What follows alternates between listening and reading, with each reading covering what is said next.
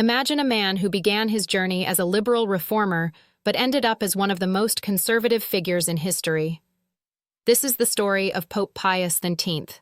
Born Giovanni Maria Mastai Ferretti on May 13, 1792, in Senegalia, he was the ninth child in a noble family. Ordained as a priest in 1819, his early career saw him working as the rector of the Tata Giovanni Institute in Rome. In 1823, he was sent to Chile and Peru as an auditor, marking the first time a future pope had been to the Americas. By 1827, he was appointed Archbishop of Spoleto, where he gained a reputation for being liberal and compassionate.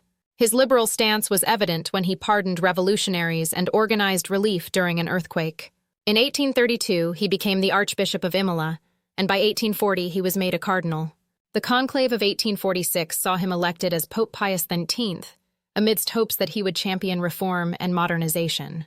Initially, he was celebrated as a progressive leader, even admired by English Protestants as a friend of light. However, the revolutions of 1848 changed everything. The assassination of his prime minister led him to flee Rome. Upon his return in 1850, his policies took a conservative turn, shocking his liberal supporters. One of his most controversial acts was the kidnapping of Edgardo Mortara, a Jewish boy forcibly taken from his family. In 1854, he promulgated the dogma of the Immaculate Conception, emphasizing Mary's role in salvation. His 1864 Syllabus of Errors condemned liberalism, modernism, and other Enlightenment ideas. Pius IX convened the First Vatican Council in 1869, which defined the dogma of papal infallibility. He strengthened the central power of the Holy See and the Roman Curia, formalizing the Pope's ultimate doctrinal authority. Despite his conservative stance, he was responsible for several reforms in the Papal States, including improving agricultural technology. He also abolished the requirements for Jews to attend Christian services and sermons. However, after the French troops left Rome, the Italian army invaded, leading to the end of the Papal States in 1870.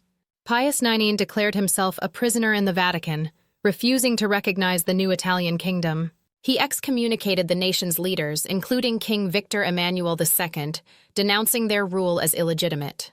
Despite his political isolation, he was popular among the Catholic faithful, who formed associations in his support. He created 122 new cardinals, including his eventual successor, Leo XIII. Pius IX canonized 52 saints and beatified 222 individuals, including notable figures like Josaphat Kuntsevich. He named 3 new doctors of the Church, including Alphonsus Liguori and Francis de Sales. His pontificate saw the introduction of gaslighting and the electrical telegraph in the Papal States.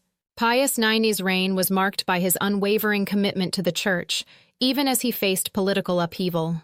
He celebrated several jubilees, including the 1800th anniversary of the martyrdom of the apostles Peter and Paul. In 1875, he declared a holy year, celebrated throughout the Catholic world. Pius IX died on February 7, 1878, after a pontificate of 31 years, 7 months, and 23 days, the longest in history. His body was moved in a night procession to the Basilica of St. Lawrence outside the walls, amidst threats from anti-clerical Romans. Pope John Paul II beatified him in 2000, marking the controversial yet impactful legacy of Pope Pius XIX. "Guard the Church I loved so well and sacredly," were his last words.